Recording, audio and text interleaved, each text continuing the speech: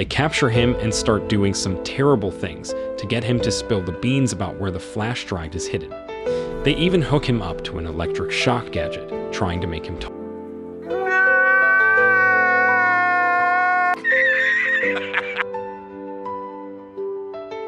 This movie kicks off with this guy named Frank Vega. Frank's been through some tough stuff in his life, especially because he's a Vietnam War vet. One day, he's just riding the bus, minding his own business, when he spots two troublemaker kids causing a ruckus on the bus.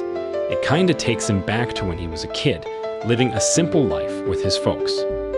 As he grew up, he had a sweetheart, and they promised to get hitched once he came back from the war. But here's the kicker, Frank had to spend a whole 10 years in the Vietnam War. When he finally got back home, he found out that his girl had gone and married another guy and had 2 kids. Man, that must have hurt. So, the heartbroken Frank decides to give the police academy a shot, thinking his military background would help him out. But they turn him down, which is a real bummer. He couldn't find a job anywhere, so he ends up selling hot dogs for most of his life.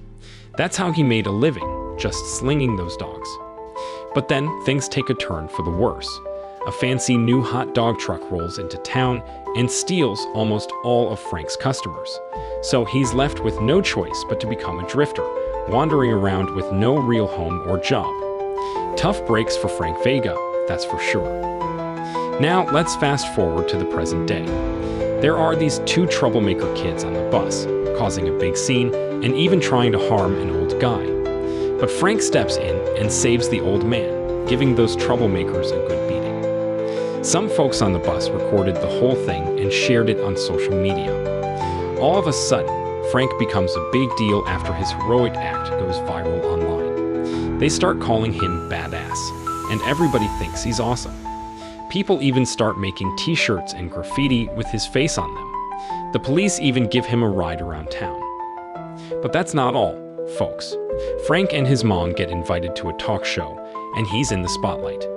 Sadly, his mom passes away 3 months later, and she leaves him her house and pet dog. Now, here's where it gets interesting. Frank's buddy and fellow Vietnam vet, Klondike Washington, moves in with him and hands over a USB flash drive. This flash drive is for Frank's late mom's safe deposit box, but Frank doesn't have a clue what's on it, so he sticks it in the safe for safekeeping. So, one night, Klondike heads out to grab some cigarettes, but he runs into these 2 troublemakers, Terrence and Sebastian. They're after the flash drive Klondike had given to Frank, but Klondike, he tells them a fib, saying he doesn't have it with him. Well, that doesn't sit right with those 2 thugs, and they get into a big argument. Sadly, things take a dark turn, and they end up killing Klondike. Those guys make a quick getaway too. When Frank hears the news about his best friend's death, he rushes over to the morgue to see Klondike's body. He's pretty shaken up and asks the police to dig deep into Klondike's murder and catch the guys who did it. Now, here's where it gets tricky. One night, Frank's pal Officer Malark, who's a cop, swings by his place. Officer Malark tries to reassure Frank that the police department is really trying hard to find Klondike's killer. But later, Frank watches the news and sees that the cops have solved other crimes way faster. That doesn't sit right with him, especially when he catches them goofing off at the police station, not doing much about his best friend's murder.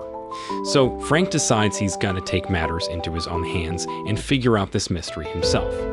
He's had enough of the police dragging their feet. Frank's on the case now. He starts by checking out the alley where Klondike got shot.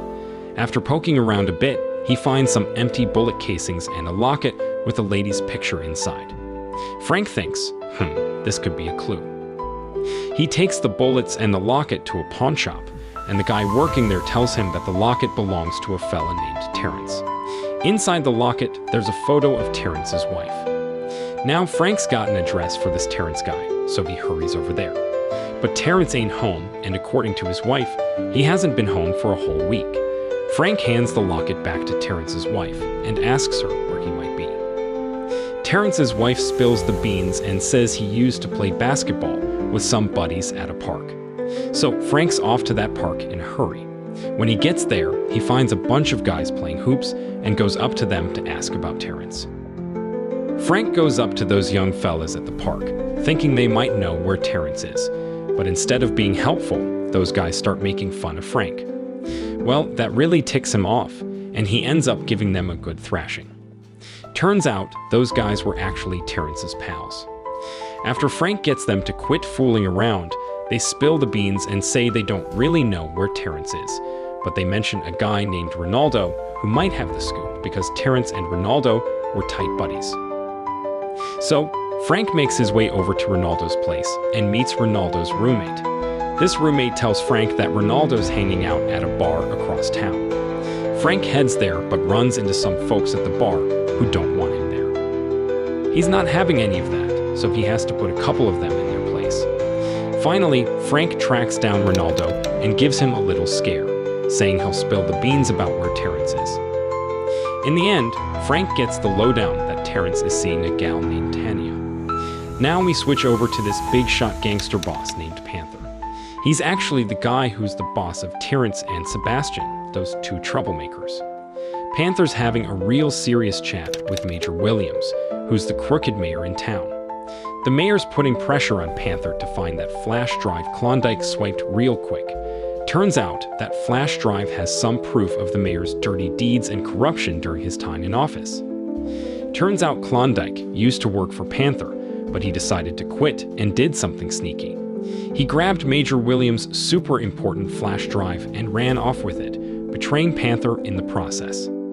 So, Frank's on a mission, and he gets some help from his neighbor, a kid named Martin. They want to figure out what's on that flash drive. One evening, Frank pays a visit to Tanya, who works at a massage place. He asks her about Terrence, but she's not too helpful. So, Frank decides to tail her quietly when she's heading home from work. After sneaking into Tanya's place, Frank finally tracks down Terrence. He gets kinda rough with him to squeeze out info about who ordered the hit on Klondike. Terrence, being a bit tight-lipped, wasn't spilling the beans, so Frank decided to take matters into his own hands. He kind of forced Terrence's hand onto the kitchen trash can, hurting him a bit. Well, that did the trick, and Terrence finally spills the beans. Turns out, Klondike got himself into some serious trouble. He got on the wrong side of a drug big shot named Panther. Seed Klondike swiped that flash drive we've been talking about, and it had some secret info about digging an oil well in the neighborhood for Major Williams. Terrence even tells Frank where he can find this Panther guy. But before Frank heads out to face Panther, he goes home to get ready. But he hears a ruckus at Martin's place. Amber, Martin's mom, is having a real bad time with her abusive husband. Frank steps in and saves her from the mess. Because Frank's the hero, Amber invites him over for lunch. Frank doesn't waste the chance, so he puts on his fancy clothes, cleans up nice, and smells great. During lunch, things get pretty cozy, and they're about to share a kiss when Martin Jr. walks in on them. Frank insists that Amber and Martin stay at his place until he fixes her front door. The next day, Frank hands over the flash drive to Officer Malark and then tracks down Panther to his hideout. Panther got wind of Frank coming for him and told his crew to ambush Frank if he didn't bring that precious flash drive. So, Frank ends up in a real tough spot. Panther's gang overpowers him and he passes out. They capture him and start doing some terrible things to get him to spill the beans about where the flash drive is hidden. They even hook him up to an electric shock gadget, trying to make him talk. But you know what? Frank's one stubborn guy. He doesn't give in, even when he's getting hurt real bad. Panther gets pretty frustrated with Frank's silence. So he snatches Frank's wallet and finds out where he lives, thinking maybe the flash drive's stashed there with his loved ones. Panther's got his men torturing Frank while he rushes over to Frank's house, thinking he's gonna find that flash drive. But Frank manages to wriggle out of his bindings. He had a little match he got from Amber. Frank lights that match and throws it at some oil drums lying around, setting the whole place on fire, causing a big explosion. Panther makes a run for it, but Frank's not letting him get away that easy. They both swipe buses and start this wild chase, causing a whole bunch of damage to other vehicles along the way. Eventually, they wreck both buses. Now Frank's not giving up. He keeps chasing Panther on foot. Along the way, he bumps into those two troublemakers from the bus earlier. These guys, thinking they can redeem themselves, try to record a video of them beating up Frank on their cell phone. But Frank shows them who's boss once again and keeps after Panther. Panther finally gets to Frank's house and finds Amber there. He threatens to harm her if Frank doesn't cough up the flash drive. But just in the nick of time, Frank shows up to rescue Amber. These two start fighting, and it spills all the way out to the front yard. Just when Panther's about to pounce on Frank again, Amber jumps onto Panther's back, trying to slow him down. This gives Frank the opening he needs to take down Panther for good. The cops finally catch Panther, and things get even juicier when they arrest Major Williams too. See, the media spilled the beans on their shady business. As for Frank, Amber, and Martin, they all live happily ever after. The end. So the moral of the story is sometimes all it takes to uncover corruption and defeat bad guys is a hero in a hot dog suit and a little help from your neighbors.